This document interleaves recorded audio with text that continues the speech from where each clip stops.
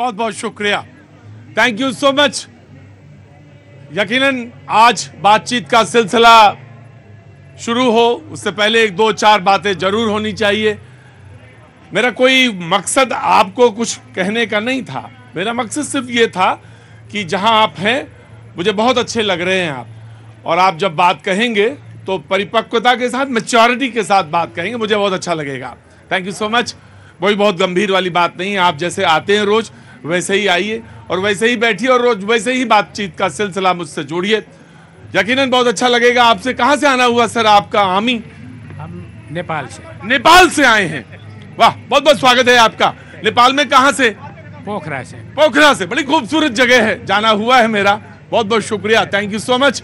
आनंद लीजिए और कोई बातचीत कहना हो तो जरूर कहिए, जरूर कहिए। और आप कहां से आए हैं? बिहार से। बिहार से, बिल्कुल पड़ोसी हैं आप इनके, बहुत अच्छी बात है। क्या कहना है, कुछ कहना है, बोलना है कोई बात?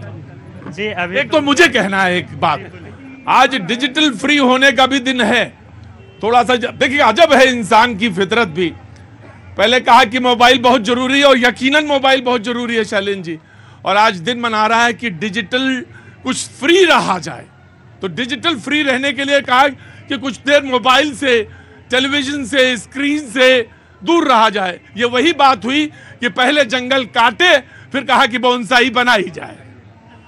तो पहले बोनसाई बनाई जा रही है, गमलों में बड़े पौधे लगाए जा रहे हैं। अजब है ये फितरत। बहरहाल मोबाइल आपको मुबारक हो बहुत। आज इसके बगैर तो रहा ही नहीं जा सकता। इसके बगैर रह सकते हैं? नहीं रह सकते। यकीन मानिए, महबूबा के बगैर रहा जा सकता है, मोबाइल के बगैर नहीं रहा जा सकता।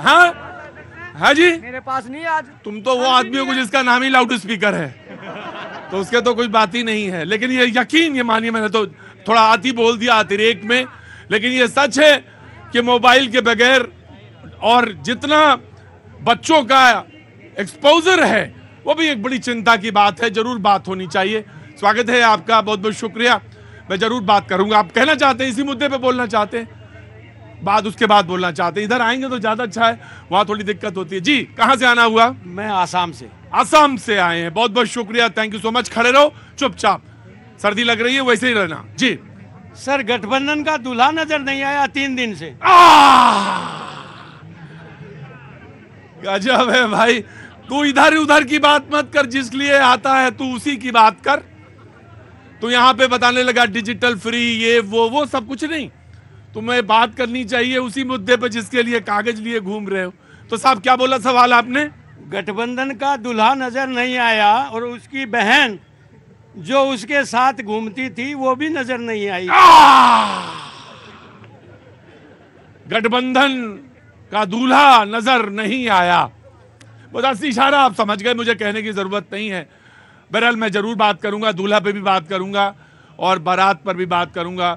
और यकीनन आप अगर इजाजत देंगे तो घोड़ा घोड़ी सब पर बात करेंगे, क्योंकि बारात पे ही बात करनी है। जब आपको मेरे मुद्दे को सुनना ही नहीं था आपको, मैंने तो आपसे ये कहा था कि जीवन में हमारी कितनी निर्भरता बढ़ती जा रही है उन चीजों पर जिसके बगैर भी रहा जा सकता है, और सोचना पड़ेगा। और आदमी एक तरफ ये कह रहा है कि मोबाइल मोबाइल मोबाइल, और दूसरी तरफ ये भी सोच रहा है कि कैसे इसके बगैर रहा जाए।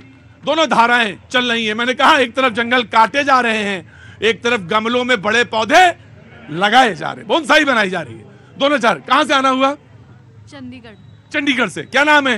दीपाली। दीपाली, क्या काम करती हैं? मैं business development executive. Business development executive. और सारे उनके साथ भी आई हैं? जी, आपका नाम क्या है? रेनू। रेनू, आप भी वही? बहुत अच्छा, बहुत टीम आई है पूरी, चंडीगढ़ से आए हैं सारे लोग। बहुत अच्छा, बहुत बहुत स्वागत। कुछ कहना चाहते हैं, कुछ बोलना चाहते हैं? एनीथिंग वांट टू से ऐड? कुछ करना चाहते हैं अपने मुद्दे पे, अपनी बात? कोई चंडीगढ़ से लेके दिल्ली तक, कोई पराठे ढाबे वाला, कोई बात, कोई कुछ नहीं?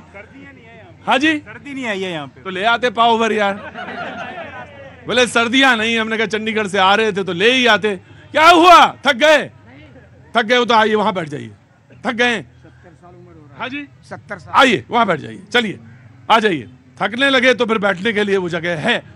जी नहीं, बैठ जाइए बैठ जाइए। कहाँ से आना हुआ भैया तुम्हारा? मध्य प्रदेश। क्या नाम है? अनिरुद्ध तिवारी। अनिरुद्ध तिवारी। मध्य प्रदेश में कहाँ से? सतना। सतना से आए।